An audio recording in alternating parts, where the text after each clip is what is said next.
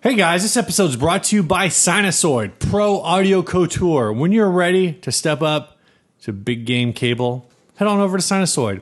Hey, if you're not ready to step up to big game cable, but you need a cable anyway, head on over to sinusoid.com. Yeah, you think you're a real musician? You think you can handle sinusoid cables? I don't think you can. I don't think you have what it takes. Just try to prove me wrong. That's what I say anyways.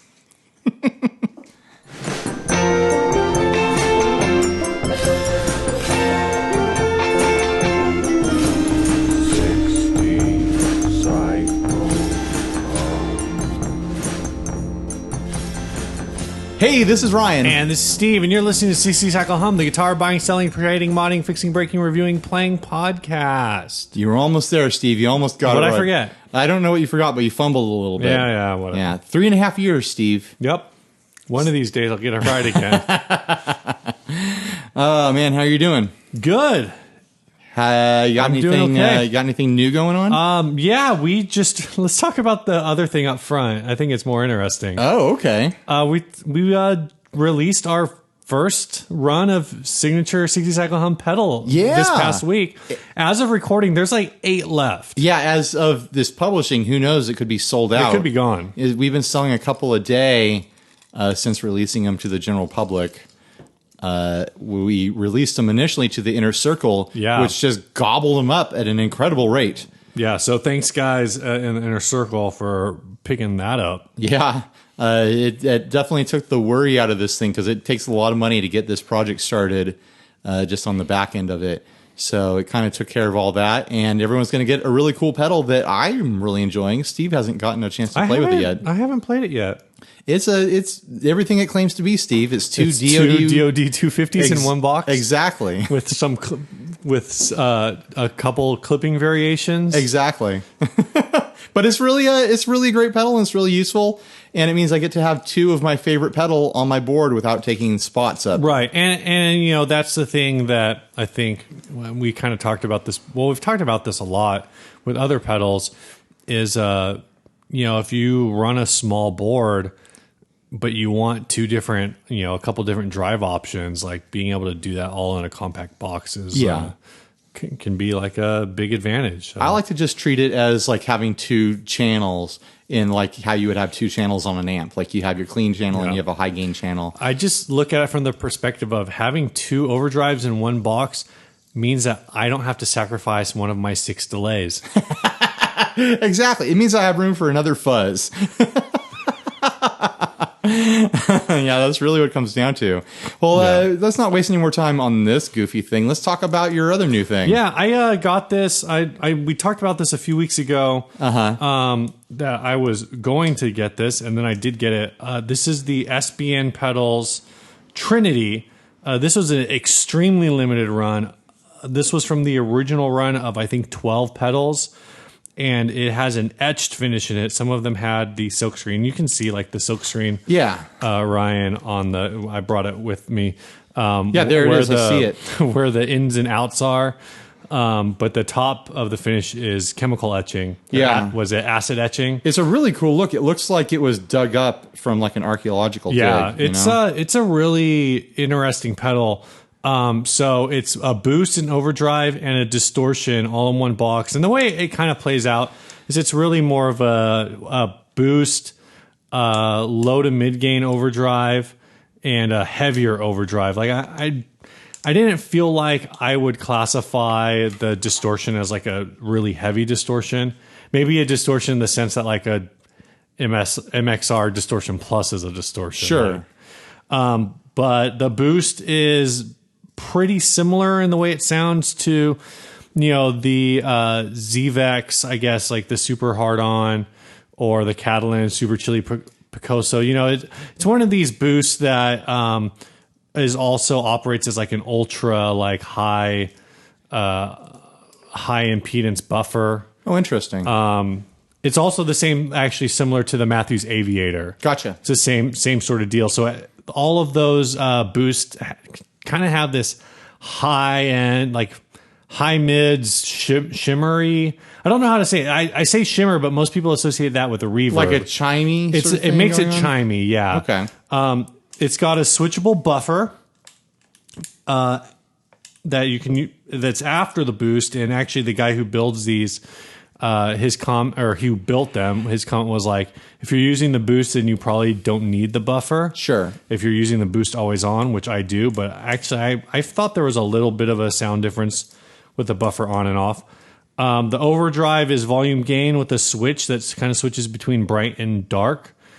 The dark setting, it kind of, I don't know if it's bright and dark or if it's high and low, but I thought the low setting, it wasn't really for me, at least not with my guitar, and everything on my rig's already set pretty bright, so it just kind of sounded muddy. Like I said, the distortion is kind of a mid to higher gain overdrive. It didn't really seem like when I think of a distortion, I think of like a DS1 or like a Rat, and it wasn't like those kinds of like heavier drive sounds. I paid $140 for this. I think originally the buy-in on them was like $150 when the guy originally made them the first time. That's really affordable. But the second time around, I think the price had gone up to like $225. That's more like it. And this is back in the like mid 2000s, I think. So this was really before a lot of the bigger brands were happening. This was when like everybody was trying to get a Timmy. I just realized one of the knobs is crooked. That's a bummer. Gotta straighten it out, Steve. It might be just the knob might just be crooked on the sitting. So one of the crazy things with this pedal though is it has an in and an out, and then dual send and returns. And the dual send and returns are effects loops that are built around. One I believe is before the overdrive, and the other one is after the overdrive. So it sure. And what it allows is it allows you to kind of jump into the pedal wherever you want. Well, you could like throw a wah in between the overdrive and the distortion and things like that. And it's not just that. It's like, so one like of an the EQ. Yeah. So one of the things that I found an old description of it, and he says, so if you want to throw in a different effect before the distortion, but after the boost, you can. What's even more cool is that inserting a cable into the send of each loop only splits the signal. So you can run 2 amps, a tuner, or parallel effects, whatever your mind can come up with. Okay. That's interesting. The buffer is recommended if you want to use this as a splitter. The loop doesn't turn off until you insert a cable into the return. So this allows for even more versatility. For example, if you want to run the boost after the distortion, you can run the guitar into return 2, and then the output to the input, and then take send 1 to the amp. So it's kind of like you got yourself a little like synth interface here, but with overdrives so and distortions. So basically what they're saying is guitar to return 2. Yeah. Because the return 2 then goes to the out. Then you can take the out and run it to the in. And then the in goes to send 1. Uh-huh. And then you send 1 to your amp. So then you're going distortion to boost to overdrive. Right. And then I'll disable the security system, and you load the money in the getaway car. Yeah. So exactly. So I've only run this normally. I can't process all those options. The boost sounds great. The distortion sounds great. The overdrive, it sounds great when it works. Oh gosh, what does that mean? But sometimes when I turn it on, it does this thing where it just goes. Huh. I don't really know what's... sometimes making a weird connection. Yeah, so it's like... so sometimes it'll just stop on its own. Sometimes like I'll stomp it and stomp it off and stomp it back on. Too. Like this is a drive pedal you want on the back of your board. No, well, I've actually... I had to put it vertically to get it to fit the way I wanted. I guess if you're running stuff through the loops, then like you have the loops above it, you know? But I'm kind of afraid of opening it because... I think actually one of the PCBs is mounted to the bottom plate. Oh, goodness. Because there's just so much going on in here. I mean, it's effectively like 3 different circuits, and I know you can put them all on a single PCB and everything, but like I used to own a TIM, and a TIM, like all of the 2 circuits in the TIM are on 2 separate PCBs that are like organized vertically.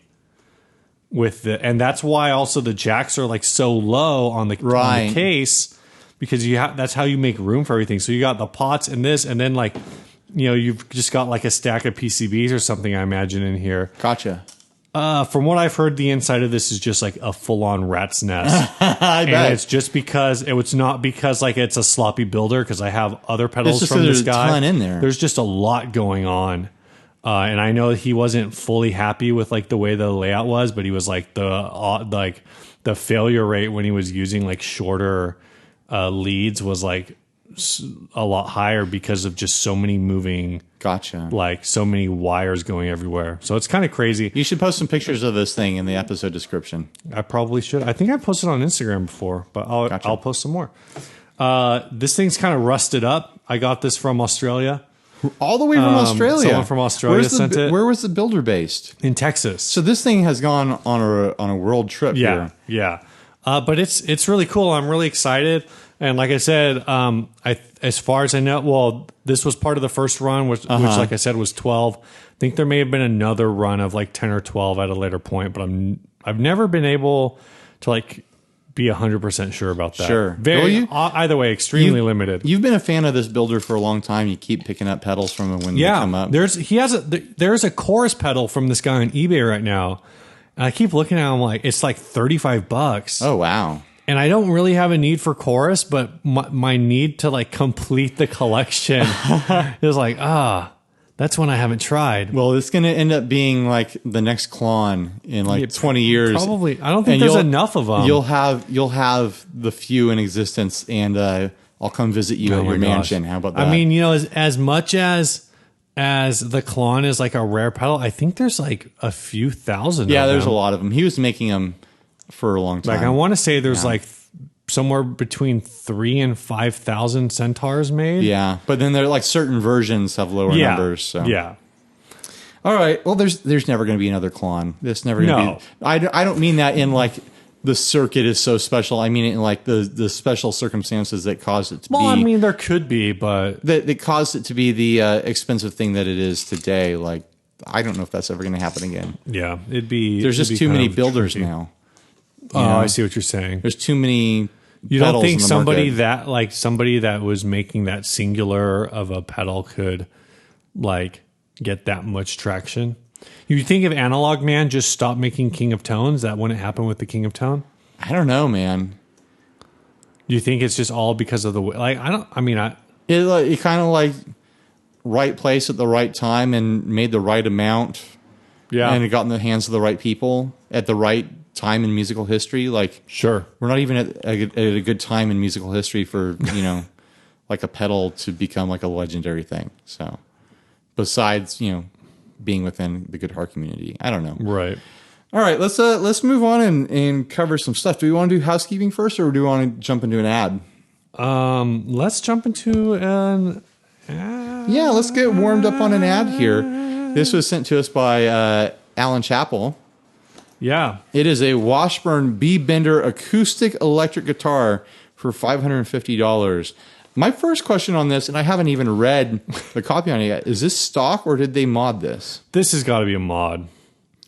My gut is saying stock because it's got the bridge on there. Maybe they could have replaced the bridge, but it looks like a clean job. It doesn't look like they modified an existing bridge. Oh, yeah, I see what you're saying. Interesting. Like if they had modified an existing bridge, there would still be a hole there. I've never seen an acoustic B-Bender before, in person or otherwise. I'm not surprised that they exist, but it's a new one to me. Do you want to read the copy on it? No, yeah, this is stock. That's stock. There you go. All right, so this was on a Facebook. It says, excellent condition, Washburn acoustic electric. You don't see many of these with the B-Bender. It's like having a whammy bar on your acoustic. Excellent Fishman electronics and built-in tuner. Plays like a dream and sounds awesome. You won't find a better deal on an all solid wood acoustic electric. Comes with a nice gig bag. And then, the Washburn description. It's not like having a whammy bar on your acoustic. It's like having a B-Bender on your acoustic. Right. That's a side topic. I'll remind me of that when we're done with this one. But yeah, that's really interesting. If you don't know what a B-Bender is, it's basically a rig in a guitar. Usually you find them in Telecasters, where imagine there's like a leverage bar connected to your strap button, Right. and it's all internal mechanisms. When you press down on your guitar against this leverage bar, it tightens or loosens the B string. Like people have double acting ones where like you push on one tuning on one strap button and it tightens. You push on the other strap button and it loosens. Yeah. So this, I'm betting, is just a tightening one on the butt end of the guitar. But yeah, that's a really interesting concept for an acoustic. It doesn't have like a special bridge saddle or anything like that. It's just like, it looks like they're betting on the string sliding over the regular acoustic saddle. I think it'd be kind of fun to play with. So I found this thing on Reverb, and it says it's a Forrest Lee Bender made by Washburn. Okay. Do you remember us talking about this guitar? It was like one of the first like silver 20 episodes we did, the two neck sparkle thing. Oh, the two neck like paisley weird thing? They had one of those at Sam Ash. I actually took a picture of it to show you. I don't remember talking about it, but I wouldn't be surprised. So that is a Forrest custom guitar. Forrest Lee is apparently the guy who is behind this company, Forrest Custom Guitars. Gotcha. And he, I guess this is like his signature guitar or something. The acoustic? Yeah, or like it's like a signature model that Washburn did for him, or some sort of deal like that. Because a bunch of his guitars on that Forrest Lee guitar or Forrest Guitars website have B benders in them. Right. Well, apparently, like the B bender thing is just. Do you ever find it's hard to say B bender? B bender. Like B bender. B bender. B bender. But I don't know anything about this guy Forrest Lee, but it's an interesting concept. Book Forrest for your next recording session. I don't typically imagine. I don't think of acoustic guitars as being the thing that you could B bend on. Because like you think of a Telecaster, you got a good amount of sustain and twang in there. You're running it through effects so you can get some reverb and some drive to really stretch out that note. Like you're really like leaning into a sustained note to make that B bender make sense. And I just don't imagine that happening on an acoustic as much. But it exists, so someone must be getting good use out of it, I suppose. It's really interesting. The price is right, $550. You don't have to use the B bender if you don't want, you know? No, just keep it as it is. Yeah. I don't know. Have you ever messed with a B bender? No. Yeah, me either. I've never seen a B bender on a guitar that I could afford to touch. Really?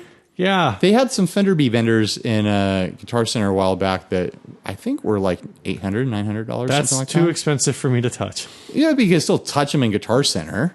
Come on. There's no velvet ropes in there. All right.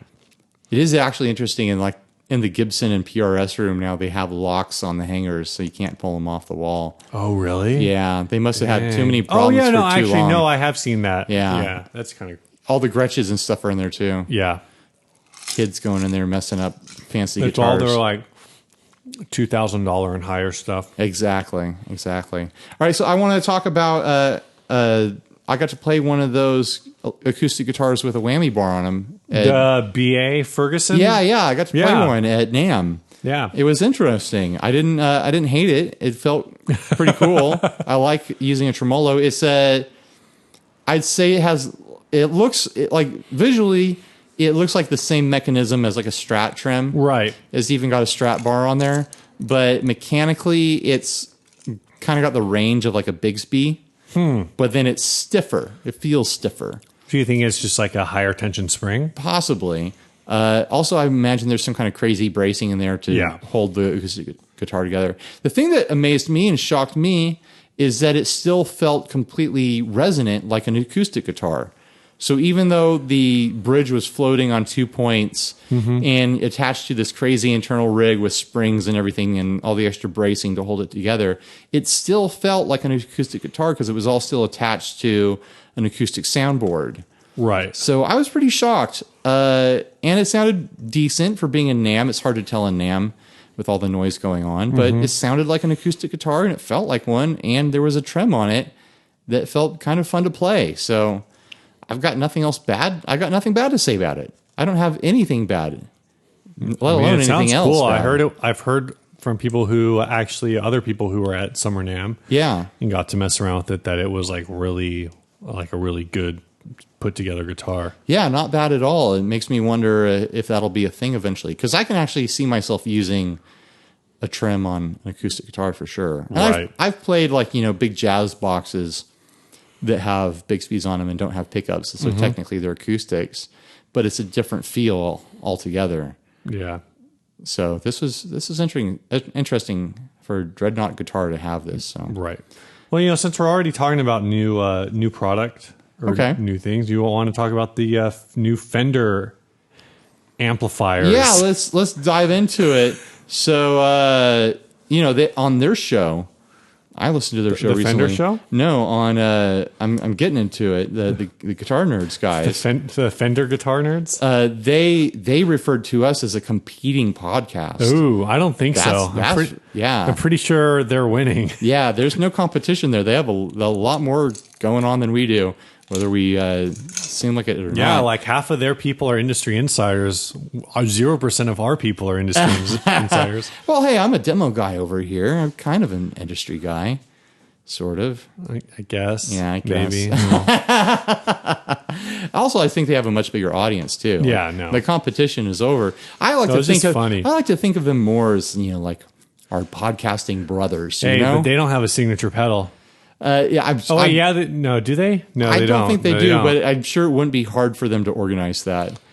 I'm sure they might even have something cooking. Who knows? Yeah. But anyways, they're like signature pedal amateurs. They're gonna have a signature amp. I ended up feeling bad because you posted this thing to our group, and you were like, "Oh gosh," and I was like, "Oh, why?"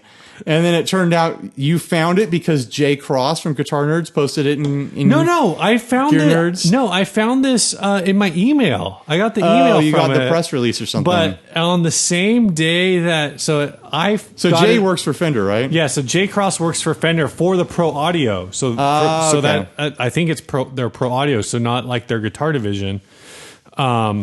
So I got this in my email. And it wasn't even, and then, so I posted in our group, and like literally like within the same hour, Jay posted on Guitar Nerds, like, "Oh, this is a new product. So stoked to work on this." And then we like tagged each other in the post. And then he was like, "Oh, like you're dogging on my thing, even though we said so many nice things about you on our show." And so I had to go and listen to their show because I felt all bad.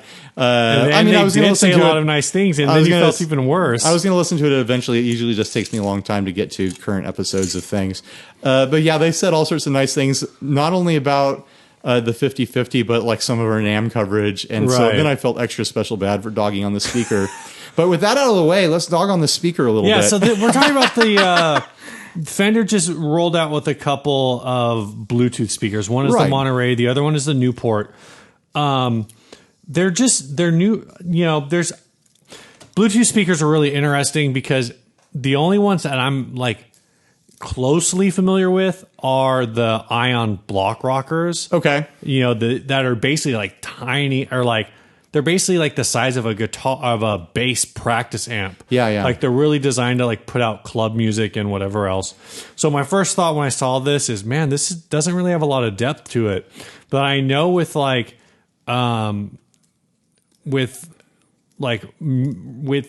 speaker systems that are designed to replicate already processed signal. Right. So like, again, like home audio application and those kinds of things that they can do things to like the speakers and whatever. I mean, you think about like you don't actually need much. You don't need a big speaker. You think about like a Bose system. Like if you put a Bose surround sound system in your house, like each one of those speakers is only like a 3 or 4 inch speaker. Yeah.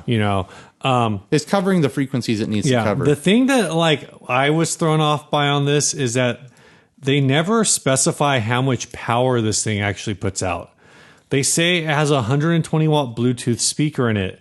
And then they keep like in another part, they say like, 120 watt quad drivers. So they talk about the power of the speakers, but then they have a picture of the back panel and it says input power 120 watts.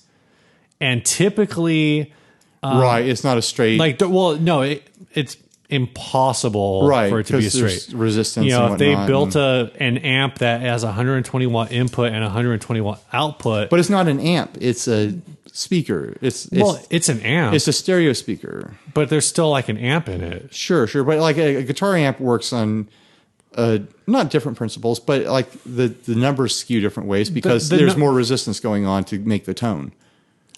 Like, maybe.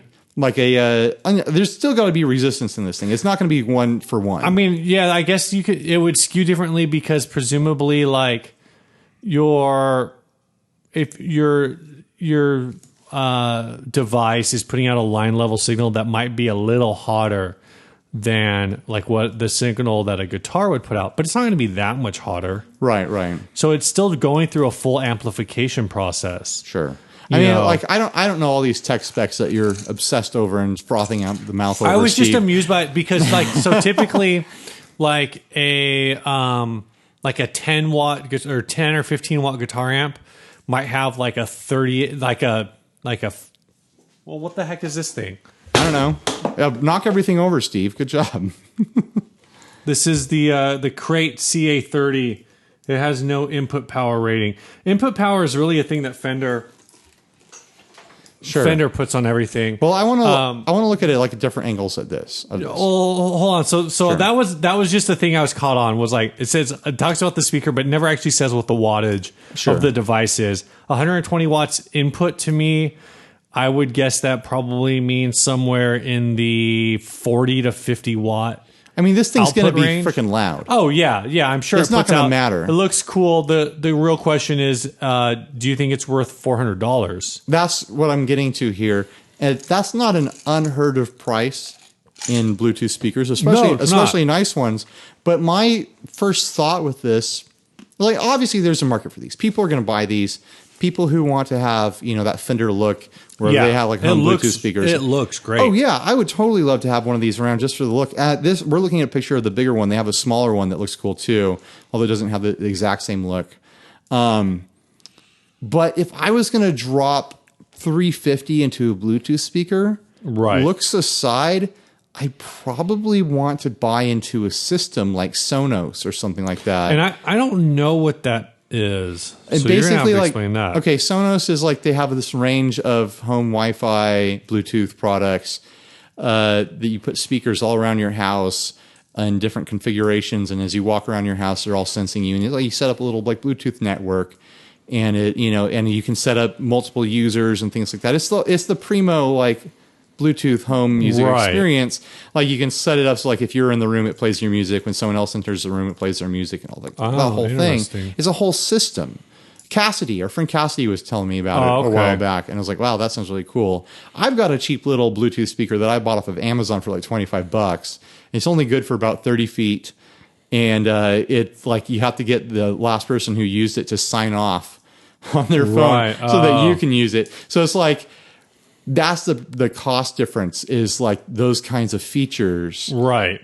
And plus, sound quality and whatnot. My little $25 thing sounds just fine, and the battery life is just fine. But like those kinds of features are really what set the premium things apart. And I really wonder how much is Sonos? Is it like starting? comparable? I think like it's like comparable to this. It's like $300 to get started, I think. But then you could easily spend like $2,000 outfitting your house. Right. Right. And Marshall. At the same time, Marshall just put out a bunch of these portable amps. I can't even like process because they have so many of them. Yeah. And like different things, and I don't really want to get into like the feature sets because it's Bluetooth stuff. I mean, though, if you've got a home studio and you want to preserve the look, like this is an obvious cool thing. Like I'm always using my little Bluetooth speaker when I'm in my music area, like practicing for church or whatever. I'm playing music off of it. What Bluetooth speaker do you have? It's the little Amazon one I was talking about. The Echo. Hey Alexa. It's not the Echo. It's not from Amazon. I bought it off of Amazon. Oh, it's not. Hey Alexa. No, it's not. Play Smells Like Teen Spirit. So I think that's really my biggest criticism here is that unless they're hiding the features, they haven't released everything. It doesn't have that kind of like networking and like kind of smart handling of like your Bluetooth experience. Well, I mean, the reality is that, I guess because it's Bluetooth and not Wi-Fi, but you could probably, I'm sure at some point somebody will come up with an idea for a Bluetooth manager. Sure. That will just like, you can link all of your Bluetooth devices to these and a that Bluetooth hub. That might even be a function of Sonos. I don't own one. I haven't looked that hard into it. Maybe you can link this to a Sonos system or something like that through some kind of, techie magic. But I'll say it looks cool. It sounds like it's definitely way overpowered for most home applications. And the price is probably fair for the sound quality. Yeah.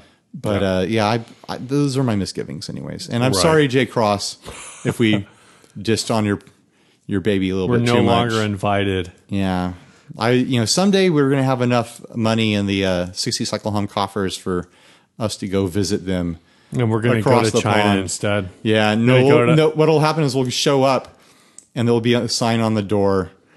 Like, only people who love the Monterey are allowed in. All right. Let's do some housekeeping. Yeah, let's do it. So we got a few people who jumped into the inner circle recently. Chris Reynolds was giving at the best friends level. He jumped up to the inner circle. Jim Bowers, Alan Chappell, and Jason Fuzzmonger, thanks for supporting the show. And W.R. Bales, I sent you an email and I haven't heard back from you yet, so I don't know who you are. All these guys are going to be getting the Inner Circle barefoot buttons when we get more of them. And they're going to be getting Inner Circle stickers and Inner Circle, or not Inner Circle stickers, but 60 Cycle Hum stickers and patches and shirts. Actually, I ordered some Inner Circle stickers. You ordered some Inner Circle stickers? Yeah.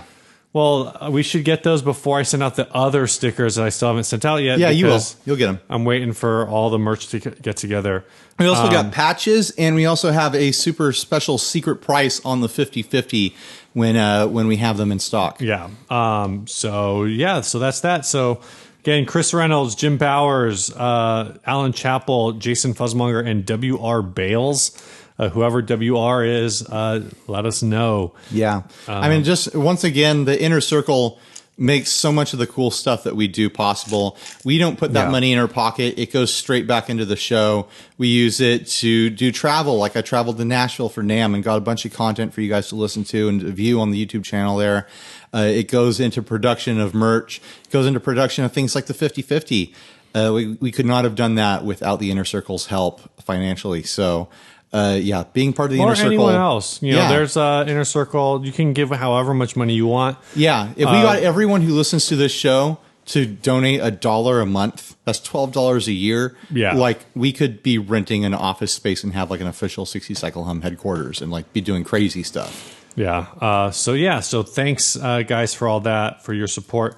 If you want to know how to support the show, go over to 60cyclehumcast.com. Click on support the show on our website. Check that out. Thanks. This next ad was sent in by Weston Little, I think. It's one of the guys from the band Antioch. I think it was Weston, but I know he's not the only one who listens. Maybe he is, but I think he told me he wasn't.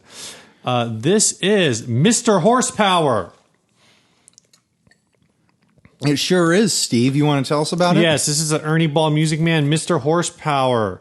It says, here's your chance to own an Ernie Ball Music Man, Mr. Horsepower guitar. How many times are you going to say Mr. Horsepower? I don't know. A Replay Guitar Exchange has number 6 for sale, and we suggest you race over or chat or email us if you're interested. Designed by Nigel from Spinal Tap, Mr. Horsepower has chrome exhaust pipes, 4 DiMarzio Super Distortion pickups, a functioning tachometer, an iron gear shifter as a tremolo bar, and a rubber boot at the bridge capped by a black 8-ball. The rubber boot is on the it's not in the picture. It's on the trem bar for the Floyd Rose. Oh, okay. So it makes it look like a stick shift. Got it. And then there's an 8-ball on the end of it. Only 25 were built. This unusual guitar is in mint condition and comes with the original hard case. Have you ever seen these in person? It's got all of the notes on the neck. That's cool. That's a cool detail too. It's the note, and the notes are upside down, so it's for the guitarist. It's not for the audience. So it follows the if you're in standard tuning, it follows your low and high E strings. Who plays in standard tuning? I do. Oh, okay. You don't? No, I do. I mean, if you got a Floyd Rose, you're probably going to be in standard for for the most part, unless you're a drop D boy. Right.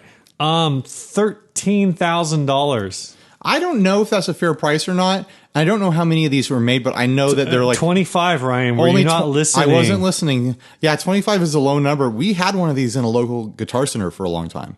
Really? Yeah. Did you ever see it? I don't think I noticed. I used to drool over it. Gross. I'm a big fan of this guitar. Well, then that one's definitely not worth $13,000. But with numbers that low, and the connection to even though it's technically a novelty rock act, but it's like the most famous rock and roll novelty act there is. What about the Oneaters? What are the Oneaters? The Oneaters. They did that thing you do. Oh gosh. You mean the Wonders? Oh yeah. What about Josie and the Pussycats? That's not novelty. That's fictitious. What's the difference? They're not a real band. Does Spinal Tap have a real band? Yes. They actually played a show? They've played real shows. Oh, okay. Yeah. They've gone on tours and stuff like really? that. But after being invented for... Right. They were a fictitious band and then they weren't. How many songs from Almighty Wind do you think Spinal Tap does when they go on tour? I mean, the next biggest novelty act I can think of is definitely Weird Al. And he's probably got more in album sales than Spinal Tap. Oh, I'm sure. But Spinal Tap has a bigger name, I'd say, in the rock and roll community. Weird Al gets the pop prize. Okay, all right. How about that? That's he's the king of novelty pop. Spinal Tap are the kings of novelty rock. All right. But anyways, I'm a big fan of a lot of parts of this guitar. It was the first guitar Which parts? The first guitar I ever saw that had kind of like these novelty embellishments. It's got I think either an RPM meter or a fuel gauge on it.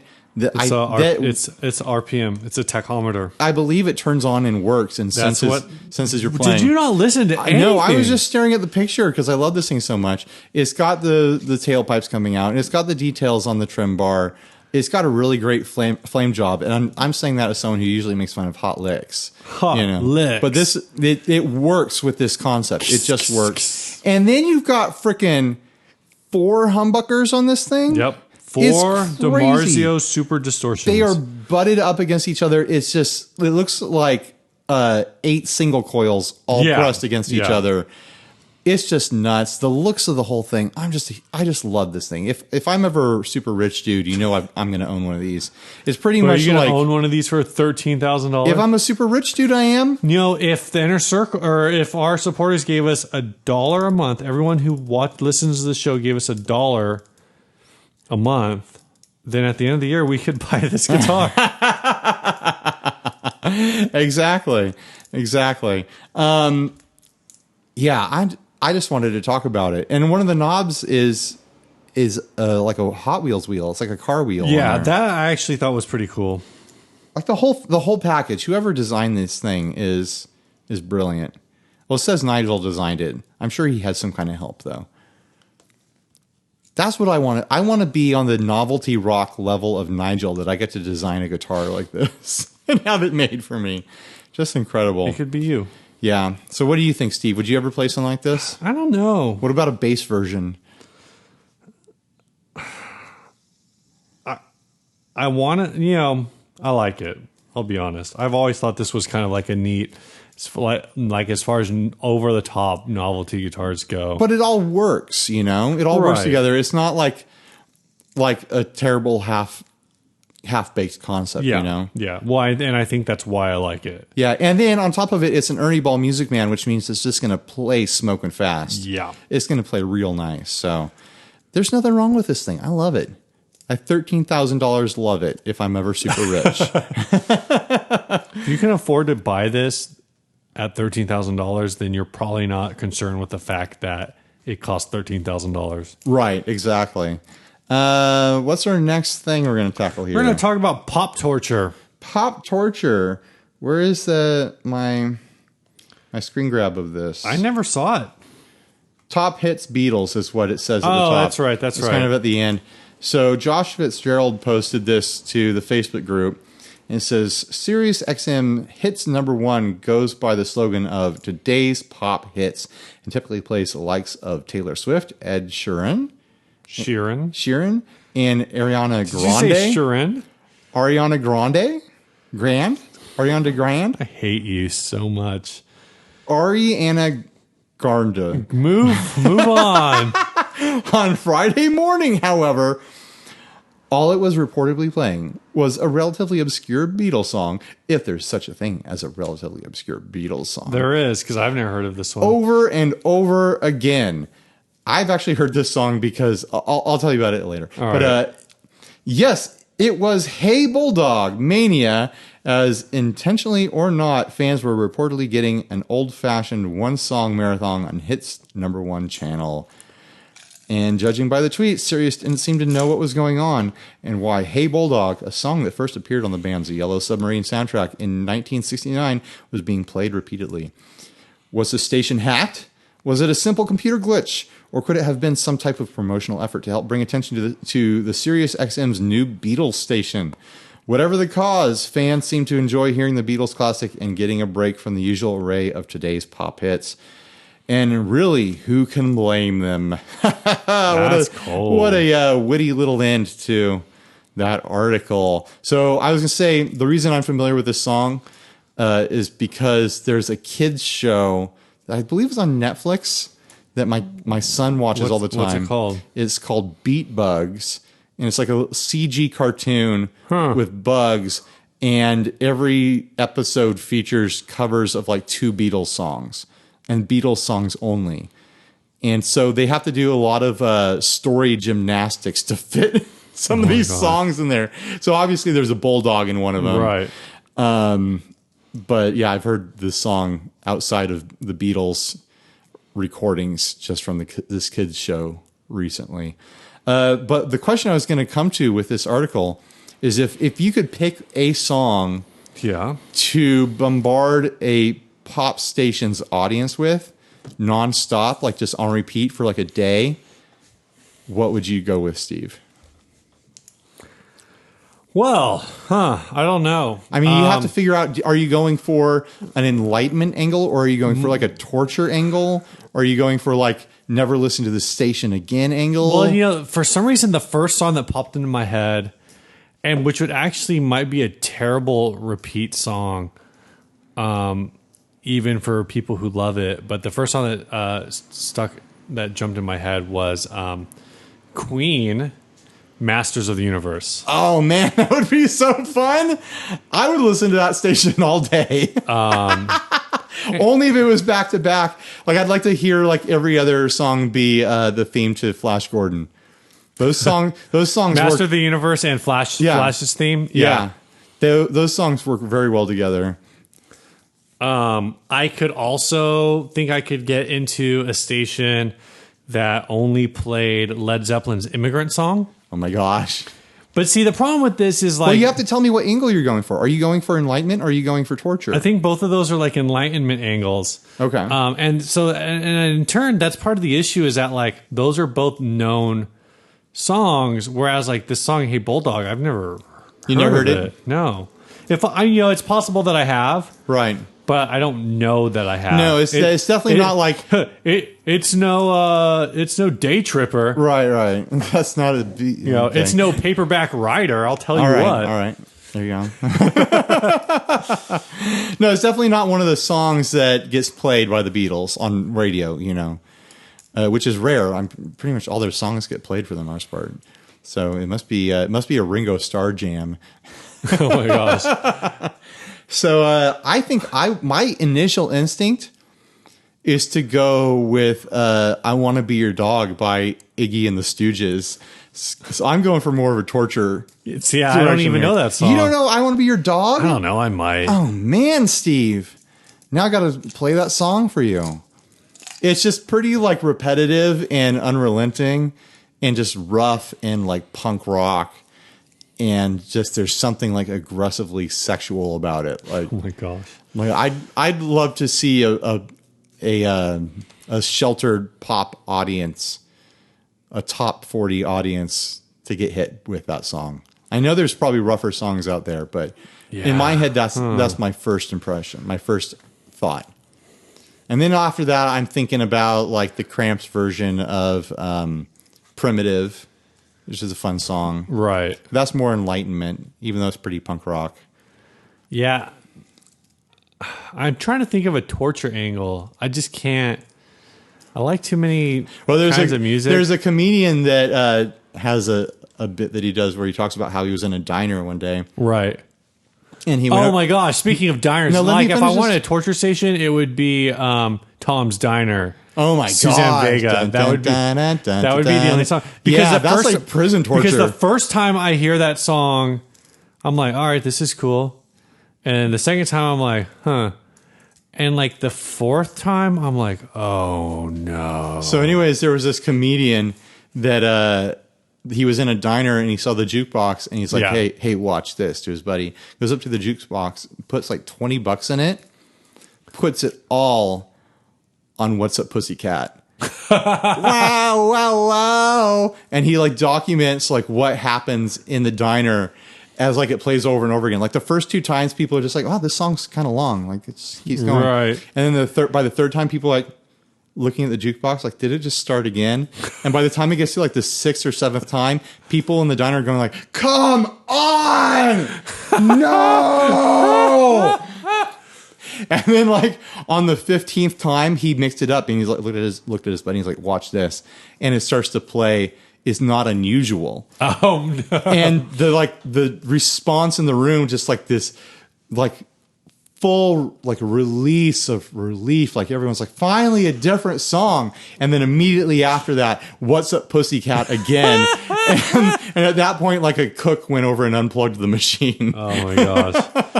Now I kind of want to do that. I bet there's safeguards now. It only had to happen once, and now they protect themselves. Right. Yeah, geez. Or another angle for the torture method is to give them a taste of their own medicine and play like the most annoying pop song. Just pick whatever like the hottest pop song is right now. And just play that for like an hour or 2 or 3 or 24 straight. Exactly. What song would that be right now? Let me think. Gosh. I don't even know what's popular right now. There's some bad ones. What's that song where the girl just sings "You Stupid Hoe" over and over again? It's called Stupid Hoe. Oh, that's the name of it. Yeah. That's kind of old now, though. That's old. That's how recent my last touch with pop culture was. Yeah.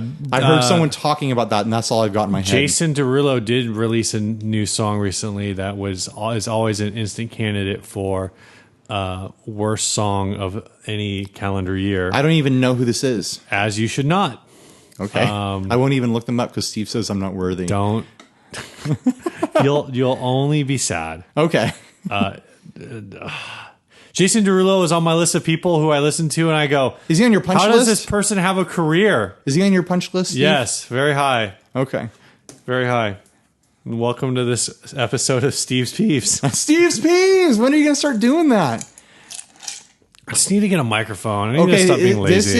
This is your chance to test out Steve's Peeves. Let's lay out a Steve's Peeves on this armadillo guy. On this armadillo guy. What's his name? Jason Derulo. Jason Armadillo. Jason Derulo. All right, the first one I have with Jason Derulo is this, and this kind of just goes for like the whole hip hop R&B. I guess technically he's pop R&B. I guess I don't know.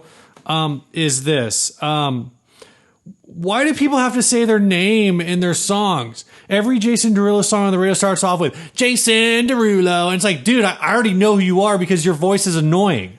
Like, you didn't have to say your name. I already knew it was you. We start our show by saying our name, Steve. We're not really ones to judge. That's true. But it's not a song. We sing sometimes. Now, Jason Derulo's biggest contribution to music, in my opinion, is that he sampled Imogen Heap.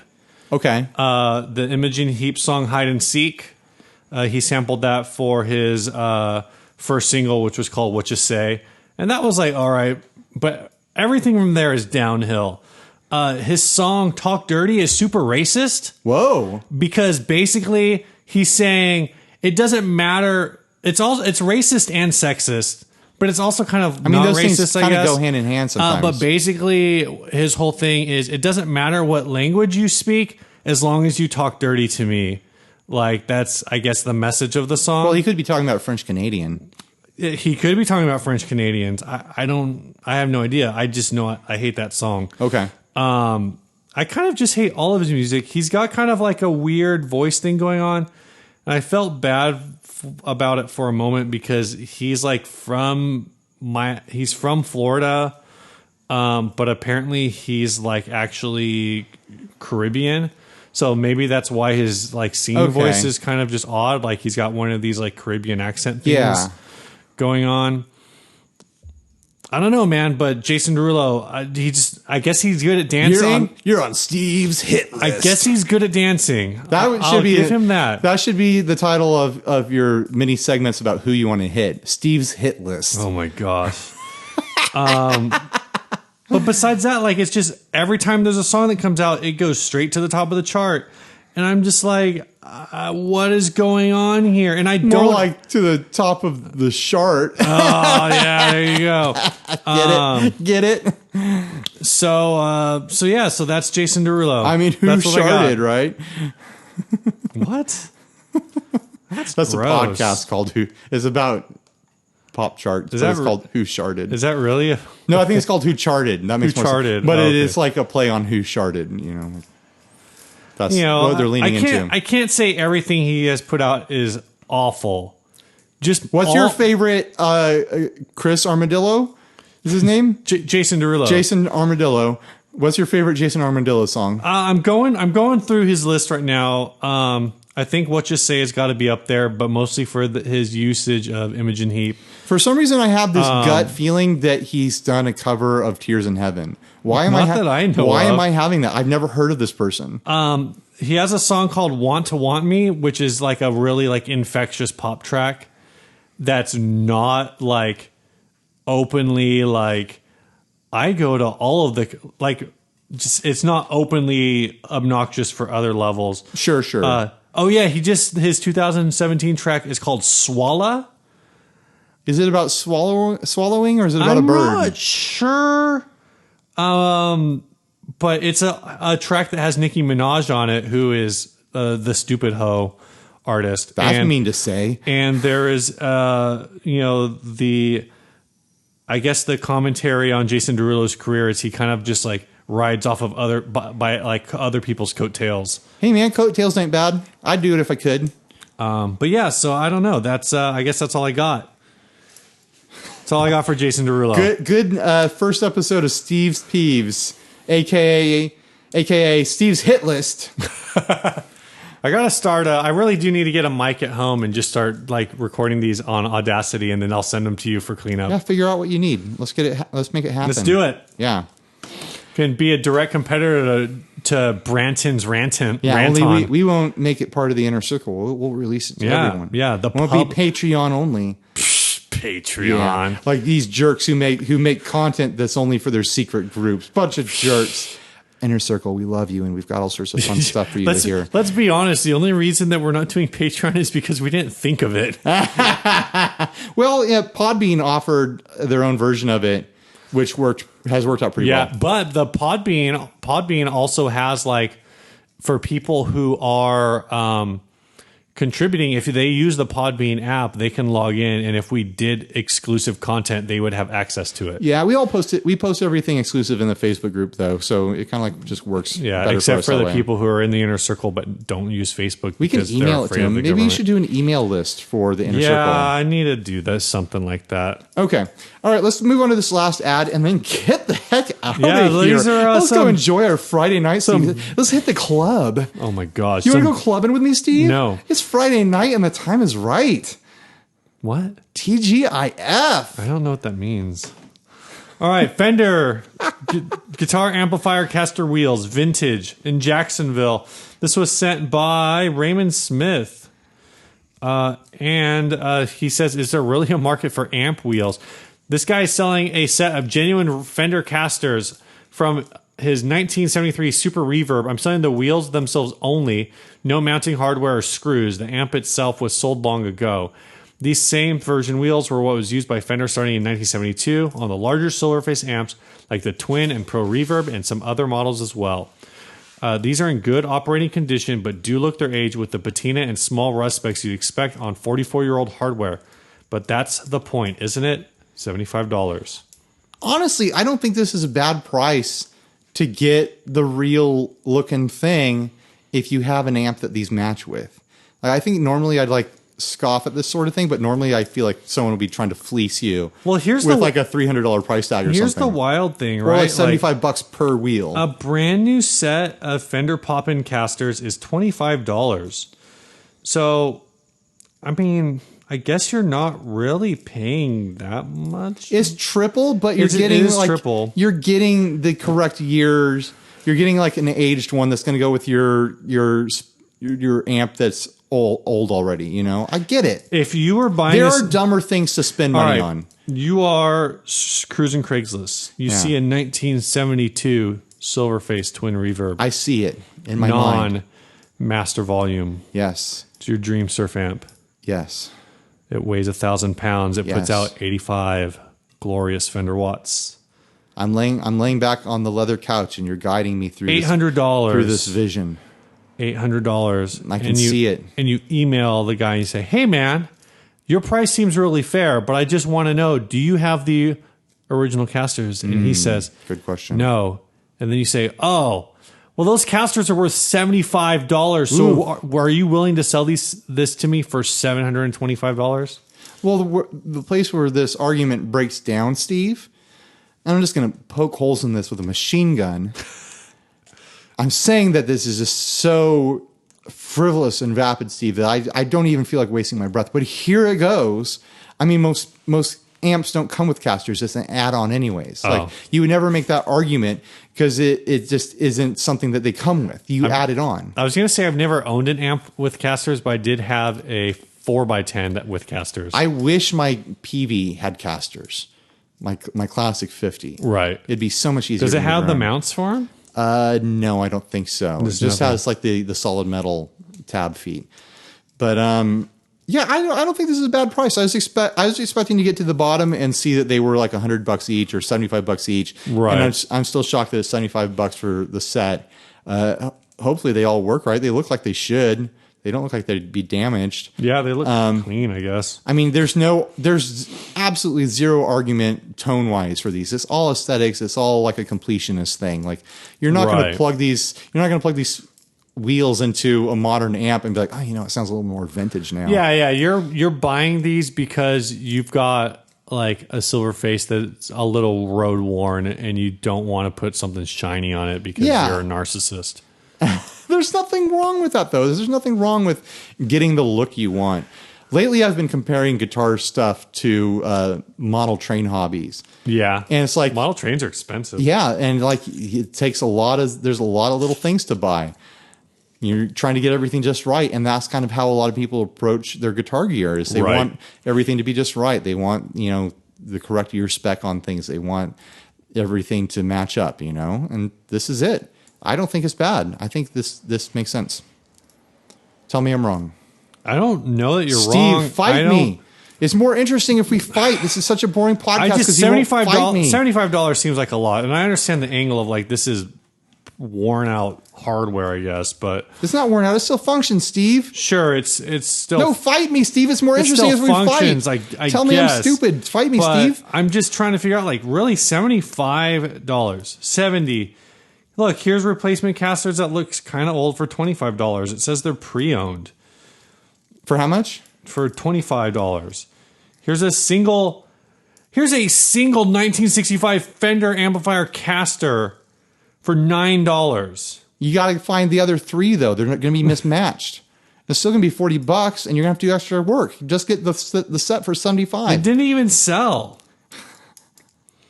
Well, if it didn't sell, then that's the most damning argument. It's pulled from a 1965 Pro Reverb. I mean, you can't mix casters from different amps. This guy's got make it unbalanced. A whole lot of Fender Ultimate Course amplifier parts, including casters, the rubber handle thing, the corner protector thing, $55. Oh, I found the 1973 ones on eBay. Those didn't sell. Here's some vintage Fender Ampeg ones for $30.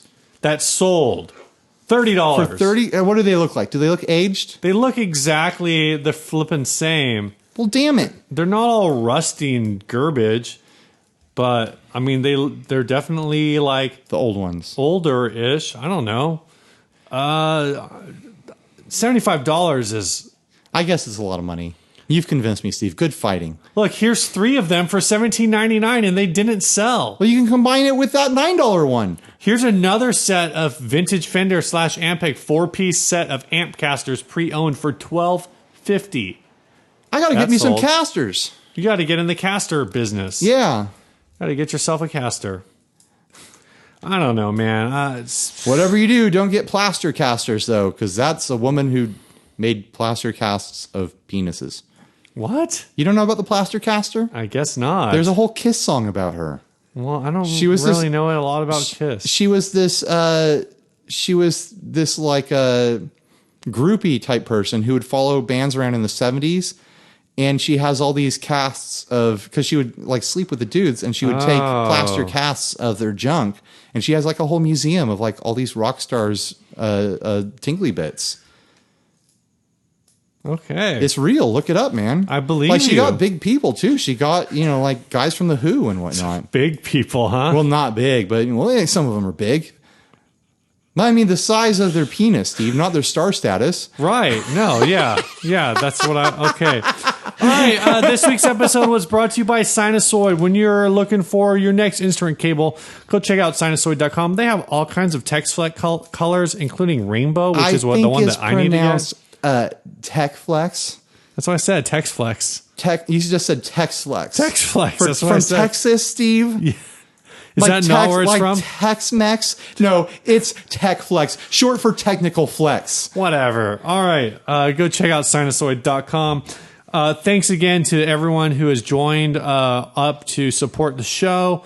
One of these days, we're going to have to print off a list of everybody currently supporting, just read them all off. That'd be awesome. It's going to take probably 30 minutes. We should do an episode. Not true. We should do an episode where we mention each person and say something nice about them. Okay. Yeah. All right. This week's song was sent by Kevin Fowler. The song is called Streets of Gold. He said, since you're short on songs, here's one for the podcast. I wrote this about a year ago. Lyrics by this guy, Trent. Drums by this. I don't know if I'm supposed to name drop these guys. I guess I am. Lyrics by Trent Hatchett. Drums by Jeff Whitmore. Definitely falls into the Christian rock category. Okay.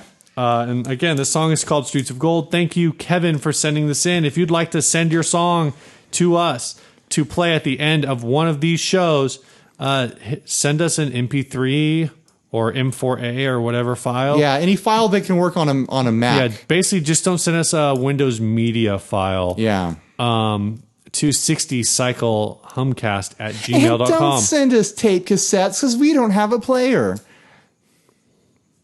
Later, guys. Bye. Woke up this morning.